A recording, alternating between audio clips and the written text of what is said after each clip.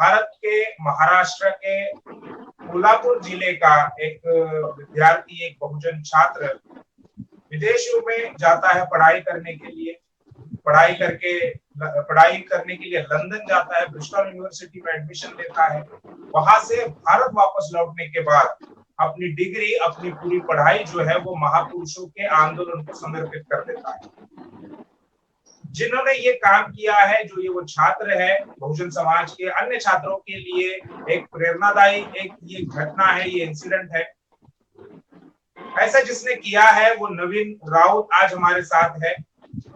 उन्होंने अपनी पढ़ाई जो है 1 साल की डिग्री सोशियोलॉजी की जो डिग्री है वो उन्होंने ब्रिस्टल यूनिवर्सिटी लंदन में की है। अब वो भारत आ गए हैं और उन्हीं से हम लोग बात करेंगे, उनका किस प्रकार से सफर रहा, क्या कुछ उनको दिक्कतें आई और बहुजन समाज के अन्य छात्रों को वो क्या कुछ प्रेरणा दे सकते हैं, क्या कुछ मार्गदर्शन कर सकते हैं। सबसे पहले नवीन राउत, MNTV पर आपका स्वागत है और मैं आपका आभार व्यक्त करता हूं कि आपने हमारे लिए समय दिया, क्योंकि आपको भारत आने के बाद अपने पढ़ाई में और जो आपको अन्य काम जो करने हैं उसमें आप बिजी होंगे, लेकिन उसमें से भी वक्त निकाल कर आपने हमें वक्त दिया है और बहुजन समाज के लोगों को अपनी जानकारी देने के लिए, अपना एक्सपीरियंस बताने के लिए हमारे साथ जुड़े हैं। इसलिए मैं आपका सबसे पहले आभार व्यक्त करता हूँ। ब्रिस्टल में आपका सफर कैसा रहा? भारत से ब्रिस्टल आप कैसे गए, क्या गए, इस पर हम लोग बाद में बात करेंगे। मेरा सबसे पहला सवाल आपसे ये है कि आपके परिवार का बैकग्राउंड किस प्रकार का है, आर्थिक परिस्थिति उसकी, और उसके बारे में, आपके परिवार के बारे में और आर्थिक परिस्थिति के बारे में बताइए। सबसे पहले धन्यवाद और जय भीम, जय भीम निवासी सबको। मैं मेरे अगर परिवार के बैकग्राउंड के बारे में बताऊं तो मेरा जो परिवार है वो उनका ट्रेडिशनल जो व्यवसाय है वो है फल बेचना। तो और मेरी दादी माँ फल बेचती है और उनसे ही ये फल बेचने का ये था, व्यवसाय था। लेकिन मेरे पापा जो है वो हमारे यहाँ के कोल्हापुर की जो शिवाजी यूनिवर्सिटी है वहाँ पे उन्होंने पियोन का जॉब उनको लगा और वो शिवाजी यूनिवर्सिटी में काम करते हैं, अभी भी है। तो मेरा परिवार कुछ लोअर मिडिल क्लास ही कह सकते हैं आप। लोअर मिडिल क्लास से आता हूँ मैं। इतनी कुछ आर्थिक तंगी भी नहीं थी और इतनी कुछ आर्थिक मतलब अच्छा भी नहीं था कि हमारा खूब सारा पैसा है या फिर प्रॉपर्टी है, ऐसा भी नहीं था। लोअर मिडिल क्लास कह सकते हैं आप। जी जी। तो इस परिस्थिति में आपने मतलब क्या आप पहले से ही इतने होशियार और पढ़ाकू किस्म के छात्र थे अपने स्कूली जीवन में या कॉलेज में? जी ये तो मैं नहीं कहूँगा, बिल्कुल नहीं। स्कूली जीवन में इतना पढ़ाकू में नहीं था, बल्कि मैं तो बहुत ही मतलब खेल कूद में ज्यादा इंटरेस्ट रहता था और बाकी चीजों में पढ़ाई से ज्यादा। स्कूल होने के बाद भी मेरा मतलब इतना पढ़ाई में रस नहीं था।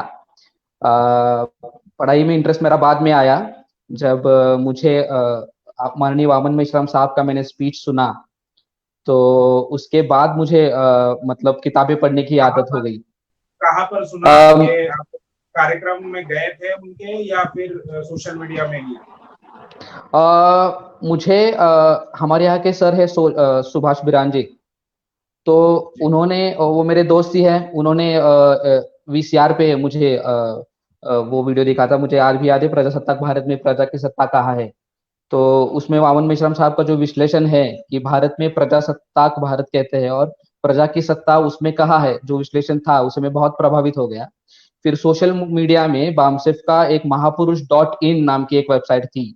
अभी वो शायद वो अभी बंद है, लेकिन यूट्यूब आने की वजह से, यूट्यूब पे आ गया इसलिए फिर वहां पे वीडियोस अपलोड करते थे बामसेफ के लोग। तो वहां पे मैं सारे वीडियोस डाउनलोड करके 2012-13 साल था, तो उस वक्त में मेश्राम साहब के सारे वीडियोस मैं देखने लगा। और उसमें वामन मेश्राम साहब जो हमारे महापुरुषों का आंदोलन जो समझाते थे, क्योंकि मेश्राम साहब हमेशा समझाने का बात करते हैं, कभी भाषण नहीं करते। तो इससे मैं प्रभावित हो गया कि ये समझा रहे हैं। और बाबा साहब के बारे में या महापुरुषों के बारे में जब वो बताते थे, तो मैं शिवाजी यूनिवर्सिटी की लाइब्रेरी में जाके बाबा साहब अम्बेडकर की किताबें पढ़ता था। तो बाबा साहब अम्बेडकर की किताबें पढ़ता था, इसलिए महापुरुषों के आंदोलन का मुझे ज्ञान होने लगा। और बामसेफ का गाइडेंस लेके मैं बामसेफ के कार्यक्रम अटेंड करने लगा। और उसके बाद मुझे इच्छा हुई कि मुझे सोशल साइंसेस में बाबा साहब अम्बेडकर का जब किताबें पढ़ता था तो बाबा साहब अम्बेडकर बहुत सारे लेखकों के, हाँ, तो ये बात थी कि वामन मेश्राम साहब का प्रजासत्ताक भारत में प्रजा, ये जो वीडियो था, ये जो बनाया हुआ था मूल निवास पब्लिकेशन ने जो कैसेट बनाया हुआ था, उस वक्त कैसेट्स होती थी, तो वो सुभाष बिरांजे सर मैं बहुत प्रभावित हो गया। और मेश्राम साहब का जो समझाना, एनालिसिस जो है, विश्लेषण है भारत की वर्तमान स्थिति का, उससे मैं बहुत प्रभावित हो गया। और उसके बाद में मेश्राम साहब के महापुरुष, वो बामसेफ की जो वेबसाइट थी, उस पे सारे वीडियोस मैंने डाउनलोड कर लिया और सारे के सारे वीडियोस मेश्राम साहब के देख लिए। उससे मैं बहुत प्रभावित हो गया। और मेश्राम साहब भाषण में जब बाबा साहब अम्बेडकर और हमारे बाकी सारे महापुरुषों का जब आंदोलन, छत्रपति शिवाजी महाराज का, तो मैं शिवाजी यूनिवर्सिटी में जाके, वो लाइब्रेरी में जाके, मेरे पापा के लाइब्रेरी कार्ड पे में जाके वो किताबें देखता था और बाबा की हुई किताबें मैं पढ़ता था। तो बाबा साहब अम्बेडकर द्वारा लिखी हुई किताबों में बाबा साहब अम्बेडकर हमेशा अपनी किताबों में संदर्भ, बहुत दुनिया के बड़े बड़े विद्वानों के संदर्भ उसमें देते रहते थे। तो वो मैं ओरिजिनल सोर्स उन विद्वानों का, जैसे जॉन डूवी हो गए, या फिर F A Hayek, Friedrich Hayek हो गए, जॉन स्टुअर्ट मिल हो गए, ऐसे सारे विद्वानों की जो बाबा साहब अम्बेडकर बातें करते थे कोई भी बात करने के लिए, तो वो मैं जाके ओरिजिनल सोर्स पढ़ने की आदत मुझे लग गई। वो ओरिजिनल सोर्स पढ़ने की आदत जब मुझे लग गई, तो फ्रेडरिक गिडिंग्स हो, ये सोशियोलॉजिस्ट हो, वो बाबा साहब अम्बेडकर वो बात कहते हैं, द सोशल रिकंस्ट्रक्शन जो है बर्ट्रांड रसल के, उस पे रिव्यू उन्होंने लिखा था कि the reconstruction of society by mister Bertrand, Babasaheb Ambedkar ने जो रिव्यू किया था उसका, उस किताब का, तो मैंने सोशियोलॉजी की तरफ, मुझे उस रिव्यू की वजह से मेरा ध्यान आकर्षित हुआ, किताबें पढ़ने लगा। सोशियोलॉजी की किताबें, सोशियोलॉजी इसलिए क्योंकि समाज की जो वर्तमान परिस्थिति है और इतिहास में जो समाज था और भविष्य में क्या होगा समाज का, ये समाजशास्त्र हमें सिखाता है। इस समाजशास्त्र की ये बात है, अभी क्या हो रहा है, इंडिविजुअल नहीं, सामाजिक, तो या में या देश में या हमारे समाज में, ये समाजशास्त्र हमें सिखाता है। इसलिए समाजशास्त्र की और रुख हो गया। तो इसलिए मैंने पहले चौहान ओपन यूनिवर्सिटी जो है, जो मुक्त विद्यापीठ कहते हैं उसको महाराष्ट्र में, वहां पे मैंने एडमिशन ले लिया कि मुझे लगा कि मुझे एक डिग्री होनी चाहिए मेरे पास, इसलिए मैंने वहां पे एडमिशन ले लिया। और वहां पे ग्रेजुएशन करके यूनिवर्सिटी में मास्टर्स के लिए मैंने सोशियोलॉजी के लिए एडमिशन ले लिया। ऐसा किया मैंने। और मास्टर्स के, मुझे पढ़ाई में और पढ़ने में ज्यादा रस था, तो वहाँ के प्रोफेसर्स लोगों ने भी मुझे कहा कि तुम्हारी इंग्लिश बहुत अच्छी है, तुम बहुत अच्छा विश्लेषण करते हो। मतलब क्लास में जो डिस्कशन होता था क्लास में, तब मैं बहुत अच्छी तरह से पार्टिसिपेट कर। यूथ पार्लियामेंट जो है सेंट्रल गवर्नमेंट की तरफ से, यूथ पार्लियामेंट की एक कंपटीशन होती है, तो उसमें मुझे माने सर जो है हमारे, उन्होंने, प्रहलाद माने सर ने, प्रोफेसर है शिवाजी यूनिवर्सिटी में, उन्होंने कहा कि आप इसमें भाग लीजिए, आप अच्छा इंग्लिश बोल लेते हैं। तो मैंने अच्छी स्पीच की भारत की आर्थिक नीति पर, उस वक्त की 2016-17 की, और उस पे जब बोला तो बहुत सारे लोगों को पसंद आया। सेंट्रल गवर्नमेंट का के लोग आए थे इवैल्यूएट करने के लिए, बहुत सारे लोगों को, तो उसमें मुझे सर्वोत्कृष्ट संसद पट्टू, बस बेस्ट यूथ पार्लियामेंट्रियन, ऐसा उस वक्त। तो इसलिए मैंने ये डिसीजन लिया कि अभी बाबा साहब अम्बेडकर के जैसे मुझे, अगर बाबा साहब अम्बेडकर के लेवल का अगर ज्ञान, तो मुझे बाबा साहब अम्बेडकर ने जो किया था, जितना कष्ट लिया था ज्ञान हासिल करने के लिए, वो करना होगा। तो बाबा साहब अम्बेडकर विदेशों में जाकर पढ़ाई किया थे, इसलिए मैंने, मेरे दिमाग में आया कि मैं भी विदेशों में जाकर पढ़ाई करूं। इसलिए मैंने ऑनलाइन सर्च किया कि कैसे जाया जा सकता है। और मुझे एक बार मूल निवासी नायक जो व्हाट्सएप ग्रुप है बामसेफ का, उस पे नोटिफिकेशन एक आई थी कि हमारे शेड्यूल कास्ट और शेड्यूल ट्राइब्स बच्चों को विदेशों में जाके पढ़ाई के लिए अवसर करने के लिए नेशनल ओवरसीज स्कॉलरशिप जो है इंडियन गवर्नमेंट की तरफ से वो मिल सकती है, वो कैसे अप्लाई करें। तो वो दोनों चीजें हो गई, तो मैंने ब्रिस्टल यूनिवर्सिटी में अप्लाई कर दिया और वहां पे मुझे एक्सेप्ट भी कर दिया। उसमें सामाजिक असमानता पे मैंने ऐसे जो लिखा वो वहाँ की एडमिशन कमेटी को पसंद आया और उन्होंने मुझे ऑफर दे दिया एडमिशन। क्या क्या ऐसे का क्या सब्जेक्ट था, मतलब क्या, अगर आप उसका निचोड़ अगर बताना चाहेंगे तो क्या था उस ऐसे में? उस ऐसे का मेरा कंक्लूजन था कि अगर आप भारत की असमानता का अभ्यास करो तो आपको दुनिया की किसी भी असमानता का सेपरेट अभ्यास करने की जरूरत नहीं है, अलग से अभ्यास करने की जरूरत नहीं है। जितनी असमानता से असमानता के जितने भी परिणाम हो दुनिया में, वो सारे के सारे आपको भारत में मौजूद मिलेंगे। तो आपको मैंने वो प्रूफ सामाजिक हो, आर्थिक हो, या पॉलिटिकल असमानता हो, बहुत सारी चीजों का मैंने विश्लेषण करा था। तो वो यही निचोड़ कह सकूंगा मैं उसका। जी जी। अब ये बताइए कि आपने भारत में भी शिक्षा ली है, भारत में तो आपका जन्म हुआ, आप यहीं पर आप पले बड़े, शिक्षा आपकी हुई, और आपने विदेश में जाकर भी, ब्रिस्टल यूनिवर्सिटी लंदन में जो है वहां जाकर भी आपने पढ़ाई की। तो क्या समानता है या कितना अंतर इन दोनों शिक्षा व्यवस्था और उसकी गुणवत्ता में आपको देखने को मिला? जी, मैं तो कहूंगा कि बहुत सारा अंतर है, और बहुत बड़ा अंतर कहूंगा मैं इस चीज को, क्योंकि विदेश में जाके मैं ये अनुभव लेके आया हूँ कि वहाँ जो आपको फ्रीडम ऑफ थॉट दिया जाता है आपकी पढ़ाई में, जी वो भारत में अभी तक मुझे लगता है कि इतनी जल्दी नहीं होने वाला है। भारत में ये है कि आपको दिए हुए प्रश्न है, दिए हुए सिलेबस है, उसमें से आपको अभ्यास करना है और वही रट्टा मार के पेपर में प्रोड्यूस करना है। वैसे वेस्टर्न एजुकेशन सिस्टम में वैसे नहीं है। वहां पे आपको अपनी बुद्धि से आपका विषय चूज करके, आपको अपना खुद का क्वेश्चन चूज करके, आपको अपनी थीसिस या आपका ऐसे निर्माण करना पड़ता है। उसमें आपको फ्रीडम ऑफ थॉट आपके प्रोफेसर के द्वारा और आपकी यूनिवर्सिटीज के द्वारा दिया जाता है। दूसरी चीज ये है कि बाहर के देशों में प्लेजरिज्म बिल्कुल भी अलाउड नहीं है। प्लेजरिज्म ये है कि दूसरों का काम आप अपना करके अपने शब्दों में नहीं लिख सकते। आपको उसका संदर्भ देना होगा कि ये इसने कहा है, मैं इसे मान्य करता हूँ, इसे अमान्य करता हूँ, लेकिन आपका कुछ हद तक ओरिजिनल वर्क आप प्रोड्यूस कर सकते हैं। इसलिए आपको क्वेश्चन पूछने की बहुत आजादी उन्होंने दी रखी है, और कोई भी सब्जेक्ट और कोई भी टॉपिक पे लिखने की आपको आजादी है, ऐसे यहाँ पे नहीं है। जी जी। शिक्षण, ये तो गुणवत्ता की बात हुई, शिक्षा व्यवस्था की किस प्रकार से बात है, किस प्रकार से उनका एडमिनिस्ट्रेशन काम करता है, बच्चों के साथ उनका क्या रवैया रहता है? आपको मगर एक अगर छोटी सी चीज मैं आपको बता दूं कि अगर कॉलेज प्रशासन को एक ईमेल भी मैंने कर दिया वहां के, तो उनका गारंटीड रिप्लाई 15 मिनट के अंदर आ जाता है, डिटेल्ड रिप्लाई। ये हुई छोटी सी बात।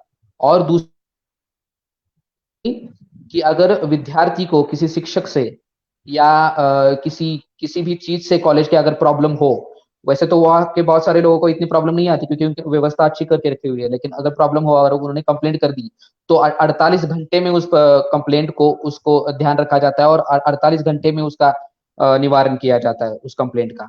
वहाँ की सिस्टम ऐसी है कि वहाँ के जो वर्ग है, उस वर्ग में सिर्फ 30 से 40 लोग होंगे, लेकिन उस वर्ग की कैपेसिटी 200 लोगों की होगी। इतना उनका एडमिनिस्ट्रेशन अच्छा है, और उनका ये है कि तुरंत कोई भी काम करना, ये है। और उनके प्रोफेसर्स जो है वो अपने सब्जेक्ट को लेकर इतने पैशनेट होते हैं कि वो सब्जेक्ट उस सब्जेक्ट को ही जीते हैं, इतने पैशनेट होते हैं, और अपने विद्यार्थियों को वो निजी तौर पर ध्यान देकर सिखाते हैं। ऐसा हमारे भारत में नहीं है। जी, भारत में तो सेंट्रल यूनिवर्सिटी में कई सारे ऐसे मामले भी है, रोहित वेमुला का उदाहरण है, डेल्टा मेघवाल का उदाहरण है, या फिर हाल ही में पायल तड़वी का हम उदाहरण देख सकते हैं। तो क्या वहां पर इस प्रकार से स्टूडेंट्स को टॉर्चर किया जाता है, या उनको उनका अपमान करना, या उनको जिस प्रकार से मानसिक प्रताड़ना जो भारत में होती है, क्या उस प्रकार का माहौल वहां पर है कि प्रशासन या अन्य जो शिक्षण व्यवस्था है वो बच्चों के साथ में उनका कैसा रवैया है? आपको क्या अनुभव आया? जी बिल्कुल, मुझे मुझे जो अनुभव आया तो मैंने देखा कि जितना ज्यादा हो सके उतना बच्चे को, स्टूडेंट को फ्री और फ्रीडम से रहने की आजादी, और उसका मेंटल जो स्थिति है, उसकी मेंटल जो हेल्थ है, वो अच्छे से अच्छे कैसे रहे, ऐसी आपको वहां पे व्यवस्था एडमिनिस्ट्रेशन की तौर से की जाती है। जब भी आप यूनिवर्सिटी के किसी भी ऑफिस में जाओ तो आपको एक स्माइल से वेलकम किया जाता है। आपको एक माँ बाप की तरह बिठाया जाके आपको आपकी क्या प्रॉब्लम है ये पूछा जाता है।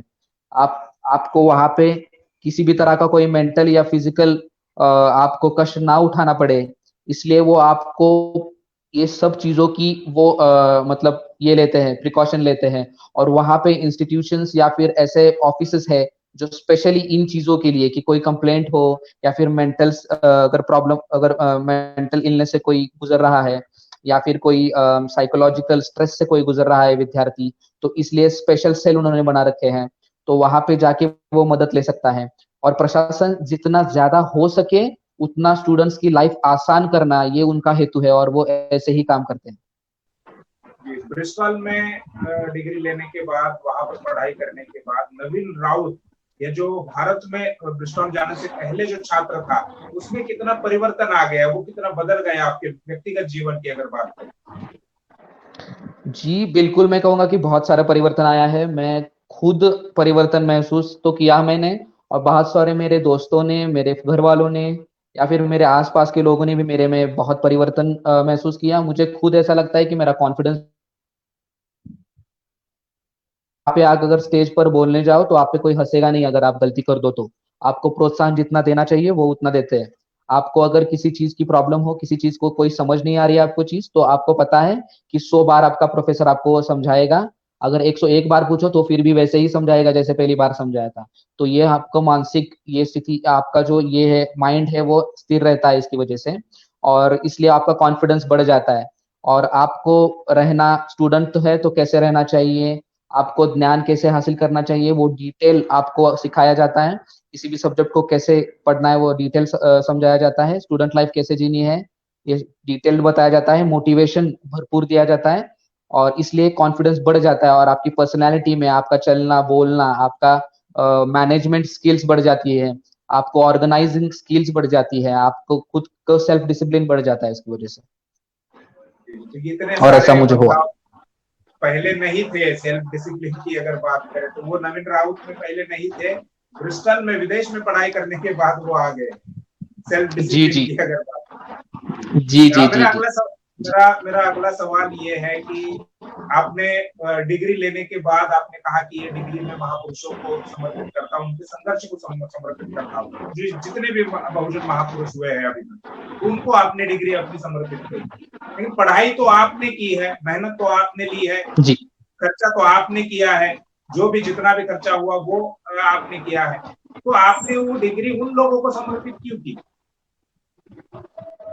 क्या वजह है? जी मैं पहली बात आप या जी पहली बात मैं आपको ये कहना चाहूंगा कि आपकी बुद्धि कितनी भी अच्छी हो, आपके पास कितना भी पैसा हो, आप कितने भी होशियार हो, लेकिन आपको जब तक अधिकार नहीं है आपके देश में पढ़ने लिखने का, या फिर आपको अगर अधिकार नहीं है आजादी का, तो आप उस पैसे का और उस बुद्धि का कुछ नहीं कर सकते।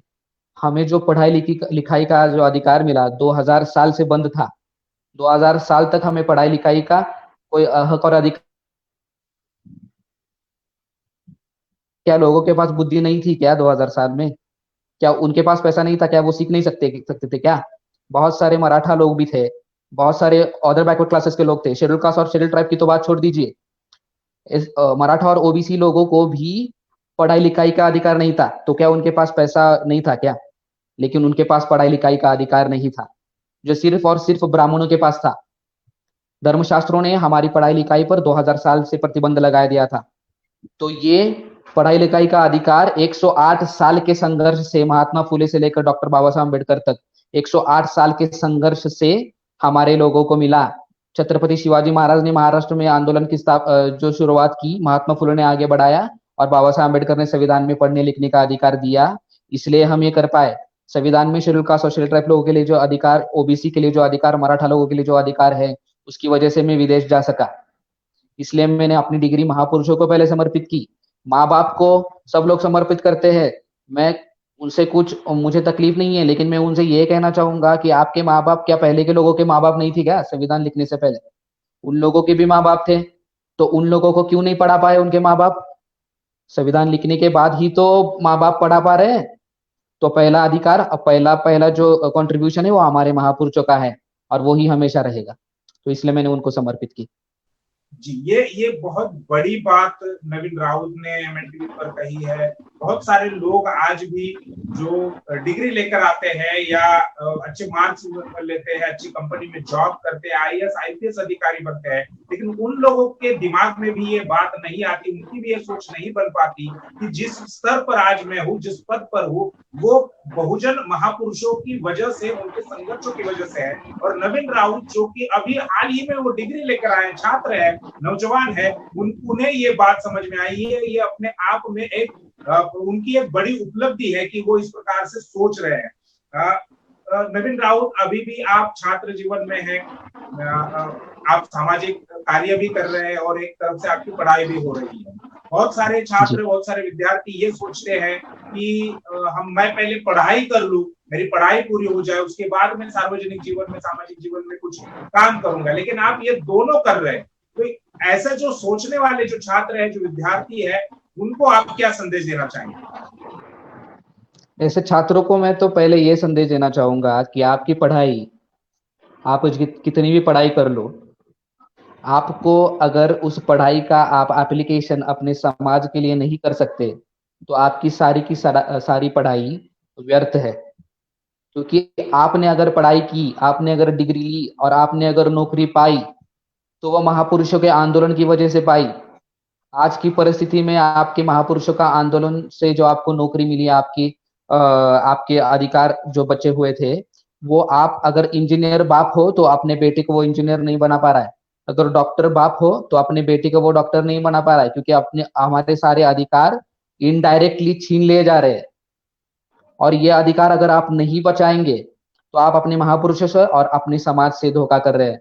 बाबा साहब अम्बेडकर जैसे विद्वान आदमी का आंदोलन 9वीं और 10वीं फेल लोगों के हाथ में चला गया, क्योंकि पढ़े लिखे लोगों ने आंदोलन की तरफ आग आग भी नहीं देखा, भी नहीं आग भी नहीं की। तो इसलिए पढ़े लिखे लोगों को विद्यार्थी दशा में ही आंदोलन में शामिल होना चाहिए, क्योंकि महात्मा फूले विद्यार्थी दशा में आंदोलन में शामिल हो गए, तो उन्होंने आंदोलन शुरू कर दिया था। छत्रपति शिवाजी महाराज ने विद्यार्थी दशा में आंदोलन शुरू कर दिया था।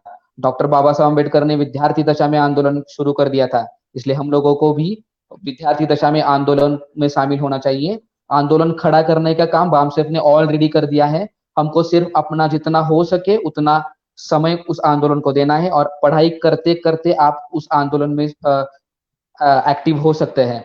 ऐसा नहीं है कि आपको अगर पूरा समय नहीं देना नहीं देना है, नहीं दे सकते, तो आप थोड़ा समय दे सकते हैं। आपको जितना हो सके उतना दे सकते हैं, लेकिन आपको समय जरूर देना होगा आंदोलन के लिए। ये बताना चाहता हूँ। और आपकी पर आप हाँ जी, जी जी, बोलिए बोलिए। मैं ये कहना चाहूंगा कि हम अगर प्रायोरिटी दे अपने आंदोलन को, समय निकालना एक प्रायोरिटी होता है। आप व्हाट्सएप, यूट्यूब, टिकटॉक ऐसे सारी चीजों को इतना समय देते हैं, फिर भी पढ़ाई तो कर लेते हैं। वो सारी चीजें कैंसिल करके अगर आप महापुरुषों का आंदोलन और अपनी पढ़ाई दोनों एक साथ करना चाहे, तो आपकी पढ़ाई भी अच्छी होगी, और आपको समाज में जो काम करना है, आपके आगे के अधिकार, भविष्य का अधिकार, दोनों आप बचा पाएंगे। इसलिए आप दोनों कर सकते हैं। ये जो लोग कहते हैं कि मैं कोई कुछ भी समय नहीं दे पाऊंगा, मैं ये सोचता हूँ कि ये झूठ बोलते हैं। उनके पास समय है, लेकिन वो उनकी मनस्थिति नहीं है समय देने की। इनकी उनकी प्रायोरिटी नहीं है समाज का काम करने की, समाज को जागरूक जी, करने उनकी की, उनकी प्रायोरिटी नहीं प्रायोरिटी है। नहीं। वो सोचते हैं कि मेरा पढ़ाई खत्म होने के बाद कर लूंगा। पढ़ाई खत्म होने के बाद आपको नौकरी ढूंढने के लिए लग जाता है। नौकरी ढूंढने के बाद सेटल होने के लिए शादी, बच्चे, और रिटायरमेंट के बाद बूढ़े हो जाते हैं, और उस वक्त आंदोलन चला के क्या करेंगे? अगर नौजवान आंदोलन में शामिल नहीं होगा, तो आंदोलन बड़ा कैसे होगा? जी, वही आंदोलन सफल होते हैं जिस आंदोलन में नौजवानों की जो हिस्सेदारी है, नौजवानों की जो भागीदारी है, वो ज्यादा होती है। एक आखिरी सवाल नवीन, जो छात्र विदेशों में पढ़ाई करना चाहते हैं, जैसे आपने किया है, आपका जो अनुभव है, जो अन्य छात्र विदेशों में पढ़ाई करना चाहते हैं, जाना चाहते हैं, लेकिन नहीं जा पाते, उनको जानकारी नहीं मिलती, कैसे जाए, वो प्रोसेस उनको समझ में नहीं आती। तो आपके अनुभव से आप क्या मार्गदर्शन करेंगे उन छात्रों को? मैं जो विदेशों में जाना चाहते हैं वो बहुजन समाज के छात्रों को मैं ये कहना चाहूंगा, जो इंटरनेट है वो ज्ञान का, इंफॉर्मेशन का महासागर है। उसमें आपको बहुत सारी इंफॉर्मेशन मिल जाएगी। आपको अगर विदेश जाना है तो आप अगर सर्च करें आपके सब्जेक्ट को और या आपके या प्रोसेस को कि कैसे जाना है, तो आपको बहुत सारी जानकारी मिल जाएगी। आपको कुछ इंग्लिश लैंग्वेज के एग्जामिनेशन देने पड़ते हैं, जैसे मैंने the international English language testing system जो है आईएलटीएस उसको कहते हैं, वो एग्जाम मैंने पास की। और स्टेटमेंट ऑफ पर्पस कैसे लिखना है, ऐसे कैसे लिखना है, या आप तैयारी कर सकते हैं। एक साल मिनिमम दीजिए उस चीज को, और एक साल में तैयारी कर दीजिए और एडमिशन के लिए अप्लाई कर दीजिए। सारी की सारी चीजें वहां पे हैं। भारत सरकार नेशनल ओवरसीज स्कॉलरशिप है जो शेड्यूल कास्ट और शेड्यूल ट्राइब बच्चों के लिए है, और वही मुझे लगता है कि ओबीसी के लिए भी है, चालू कर दी है। तो वो आप उसका सहारा ले सकते हैं, आपको वो मिल सकता है। वो आपके महापुरुषों ने दिया हुआ वो आपका अधिकार है। वो सारा का सारा जो स्कॉलरशिप है वो महापुरुषों के आंदोलन की बदौलत आपको मिली है, तो उसका फायदा लीजिए। और इंटरनेट पे मिल जाएगी, या फिर अगर किसी को डिटेल में उसकी जानकारी चाहिए तो आप मुझे नवीन राउत इस फेसबुक आईडी पे जाके आपको पर्सनल मैसेज कर सकते हैं। मैं आपको हर किसी को डिटेल में भी बता सकता हूँ। बस यही कहना है कि हमारे जो छात्र है उनमें मेरिट की कोई भी कमी नहीं है। अगर कमी है तो कॉन्फिडेंस की और जानकारी की। आपके पास कॉन्फिडेंस हो कि हम जा सकते हैं, मैं जा सकता हूं, तो आप जानकारी ढूंढने के लिए ज्यादा देर नहीं करेंगे। ऑनलाइन सारी की सारी जानकारी उपलब्ध है। जो कहते हैं कि हमें जानकारी नहीं है, ऑनलाइन इंटरनेट पे सारी की सारी जानकारी मौजूद है। आप सर्च करके, एक सर्च अवे है सिर्फ, उतने सर्च से कर सकते हैं आप। और लास्ट में यही कहना चाहूंगा कि आप विदेश जाइए, भारत में पढ़ाई कीजिए। विदेशों में तो बहुत सारे अवसर है, वहाँ की पढ़ाई बहुत हाई क्वालिटी की है। और आपको वो समाज में कैसे जीना है, समाज का ऋण जो है वो कैसे अदा करना है, उस चीज का ट्रेनिंग विदेश की पढ़ाई देती है। और समाज में कहूंगा, हमें भारत के लोगों को, मूल निवासी लोगों को, जो भारतीय समाज है, मूल निवासी बहुजन समाज है, उस पर कॉन्सेंट्रेट करके अपनी पढ़ाई पूरी करके आंदोलन में किस तरह से हम साथ सहयोग दे सकते हैं, ऐसे ये सोचना चाहिए। और छात्रों को मैं ये कहना चाहूंगा जो आंदोलन में आना चाहते हैं, या फिर जो आंदोलन में आने के लिए उनके पास समय नहीं, ऐसा कहते हैं कि अगर हम एक साथ अभी सारे छात्र अपना थोड़ा समय, जो थोड़ा देना चाहते हैं वो थोड़ा, जो थोड़ी बुद्धि देना चाहते हैं वो थोड़ी, जो पूरा समय देना चाहते हैं वो पूरा समय अगर दे, तो मैं ये मानता हूं कि आने वाले 10 साल में जो देश की भागदौड़ है वो हम लोगों के ही हाथ में आने वाली है। तो बहुत ही जल्द बामसेफ ने जो बेस तैयार करके रखा है, उसमें बामसेफ ने पेड़ उगा दिया है, उसके फल हम ही खाएंगे। तो इसलिए हमको थोड़ी और मेहनत करनी है और इस आंदोलन को साथ सहयोग देना है। 10 साल में इस व्यवस्था को हम लोग बदल डालेंगे आप सबके साथ से। जी, एक एक आखिरी सवाल रह गया मेरा। आगे आपका क्या विजन है? आप क्या अचीव करना चाहते हैं? क्या गोल सेट है आगे? जी, ये बहुत अच्छा सवाल आपने पूछा। जैसे मैंने कहा कि मैं महापुरुषों के आंदोलन से बहुत प्रभावित हुआ, और बामसेफ के आंदोलन से मैं प्रभावित हुआ, वामन मेश्राम साहब के। तो मैंने मेरा सब्जेक्ट सोशोलॉजी चुना, और मेरी थीसिस जो है मास्टर्स की, वो मैंने सामाजिक आंदोलन हिंसक क्यों होते हैं, सामाजिक आंदोलन चलाने वालों को हथियार क्यों उठाना पड़ता है, इस पे मैंने लिटरेचर रिव्यू का एनालिसिस करके मैंने थीसिस लिखी थी। और मेरा अभी जो मैं कर रहा हूँ वो पीएचडी प्रपोजल तैयार कर रहा हूँ, जो मैं यूएस में पूरी करूंगा। 2021 में मैं जा सकता हूँ यूएस में, अभी तो बंद है सब। तब तक मैं यहाँ आंदोलन में साथ सहयोग कर रहा हूँ। तो मेरी जो थीसिस है वो भारत में सामाजिक आंदोलन की स्थिति और विदेशों में सामाजिक आंदोलन की स्थिति, इसका कंपेरेटिव एनालिसिस जो मेरी पीएचडी में थीसिस है, वो पीएचडी प्रपोजल ऐसा मेरा है। जी, तो आपका पीएचडी करने की मंशा है और साथ में ही बहुजन समाज को इस गुलामी से आजाद करने की भी आपकी मंशा है, वो भी आप कम कर रहे हैं। नवीन राउत, शुक्रिया हमारे साथ बात करने के लिए, हमें समय देने के लिए। और बहुजन समाज के छात्रों को ही नहीं, जो भी लोग ये वीडियो देख रहे हैं उन सभी को ये बात ध्यान में रखनी है, ये हमें प्रेरणा लेनी है कि हम जो काम करते हैं या हम लोग जिंदगी जो जी रहे हैं, जिस पद पर है हम लोग, जितनी कमाई हमारी है, उस पर सबसे पहला अधिकार उन महापुरुषों का है जिनकी बदौलत हमें ये सब कुछ मिल रहा है। तो ये बहुजन समाज को ये बात ध्यान में रखनी चाहिए। मैं आशा करता है, हम लोग आशा करते हैं कि बहुजन समाज के लोग, छात्र इससे कुछ सबक लेंगे, इससे प्रेरणा लेंगे और अपने जीवन में भी कुछ परिवर्तन लाएंगे। फिर एक बार नवीन का शुक्रिया अदा करते हैं और यही पर रुकते हैं। धन्यवाद। धन्यवाद सर।